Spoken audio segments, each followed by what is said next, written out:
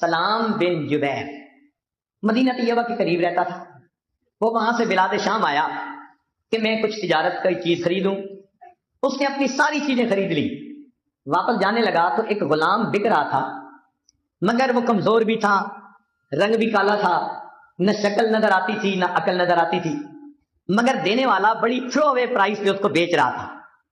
تو سلام بن جبیر نے سوچا اس کو بھی لے لیتا ہوں، کچھ نہ کچھ تو مجھے پروفٹ مل ہی جائے گا. وہ اس کو لے کے مدینہ طیبہ پہنچا. وہاں پر 3 دن میں اس کا جتنا تجارتی سامان تھا سب بک گیا. غلام خریدنے والا کوئی نہیں تھا. جو دیکھتا تھا کہ یہ کام تو کر نہیں سکتا، بیمار نظر آتا ہے، ہڈیوں کا ڈھانچہ، نہ شکل ہے نہ عقل ہے نہ علم ہے. چنانچہ سلام نے اس کو کہا کہ دیکھو تمہاری وجہ سے میں اپنے گھر نہیں جا پا رہا، میرا باقی کام سمٹ گیا، تم یہاں سارا دن کھڑے رہو، شاید تمہارا بھی کوئی گاہک آ جائے. تو وہ بچہ جس کا نام سالم تھا وہ اس جگہ پر سارا دن کھڑا رہتا.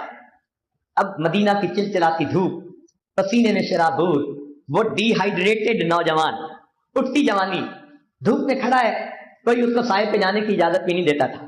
دیکھنے والوں کو ترس آتا تھا، مگر خریدنا بھی کوئی نہیں چاہتا تھا. اپنے گلے کون ڈالے، پھر اس کی خبر گیری رکھنی پڑے گی. ایک جوان العمر لڑکی مدینہ طیبہ میں رہتی تھی جس کا نام سبیتا تھا. اس کے دل میں رحم تھا. اس نے جب 2 دن دیکھا کہ یہ لڑکا سالم یہاں پر دھوپ میں کھڑا ہوتا ہے، پسینے میں شرابور، رنگ کالا ہو گیا، سورج کی شعاعوں نے اس کی جلد کو جلا کے رکھ دیا، اس کو پانی پلانے والا کوئی نہیں، قسم کرسی کی حالت میں اس کا غم گسار کوئی نہیں. تو اس نے سلام بن جبیر سے پوچھا تم اس غلام کو بیچنا چاہتے ہو؟ اس نے کہا کتنے میں؟ کہنے لگا جو میں نے رقم دی اتنی بھی دے دو تو میں جان چھڑانا چاہتا ہوں. سبیتا نے اتنی رقم دے کے اس کو لے لیا. چنانچہ یہ نوجوان سالم سبیتا کا غلام بن گیا. سبیتا نے اس کو اپنے پاس رکھا. تھوڑا عرصہ گزرا تو ایک اور عرب تاجر جو مکہ مکرمہ سے شام آئے تھے وہ اپنے سامان کو لے کر واپس چلے، مدینہ طیبہ ٹھہرے. ان کو بھی یہ واقعہ کسی نے سنایا کہ ایک جوان لڑکی اتنی رحم دل، اس نے بچے پہ ترس کھا کے اس کو خرید لیا. اس کو یہ بات اچھی لگی، اس نے سبیتا کے گھر نکاح کا پیغام بھیج دیا. والدین کو پسند آیا. مکہ مکرمہ کا رہنے والا تاجر ہے، باعزت ہے، تو بچی کے لیے اتنے اچھے رشتے کہاں آتے ہیں. انہوں نے اپنی بیٹی سبیتا کا نکاح کر دیا. اس کا نام تھا ابو حذیفہ. وہ کچھ دن تو وہاں رہے، پھر انہوں نے کہا جی مجھے تو مکہ مکرمہ جانا ہے. وہ اپنی بیوی سبیتا کو بھی لے کر چلے. یہ سالم چونکہ سبیتا کا غلام تھا یہ بھی چل پڑا. مکہ مکرمہ پہنچے تو وہاں جا کر ابو حذیفہ نے ایک تبدیلی محسوس کی. اس کے دوستوں میں ایک دوست تھے جن کا نام تھا عثمان ابن عفان.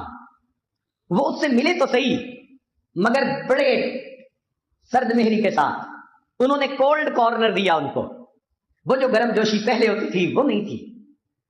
ابو حذیفہ بڑے پریشان. عثمان بات کیا ہے؟ ہم تو ایک دوسرے کے بڑے قریبی دوست تھے، بدلے بدلے میرے سرکار نظر آتے ہیں.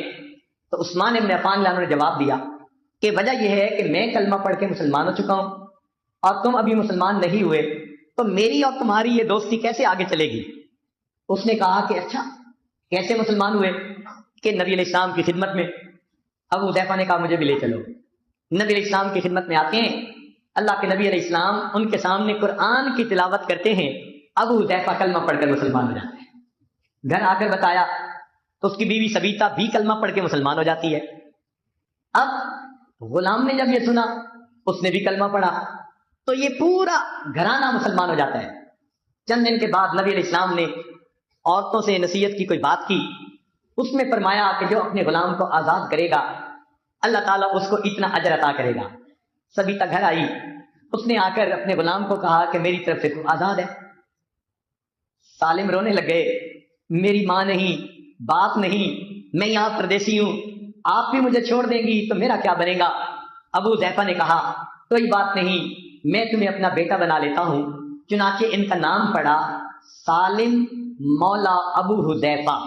اب یہ چھوٹا بچہ جس کی دنیا کے اندر کوئی قیمت نہیں تھی، اہمیت نہیں تھی، شکل اچھی نہیں تھی، عقل اچھی نہیں تھی، دنیا اس کو گری پڑی چیز کا درجہ دیتی تھی، یہ نوجوان نبی علیہ السلام کی خدمت میں آنے لگا اور اس نے قرآن سیکھنا شروع کر دیا. قرآن جو عزتیں دیتا ہے کہ اللہ رب العزت نے اس عالم کی زبان سے قرآن کو ایسا جاری کیا، یہ اتنا خوبصورت قرآن پڑھتے تھے، ایک مرتبہ نبی علیہ السلام نے اسے پڑھتے سنا، فرمایا سب تعریفیں ہیں اس ذات کی جس نے میری امت میں ایسے قرآن پڑھنے والے پیدا فرما دیے۔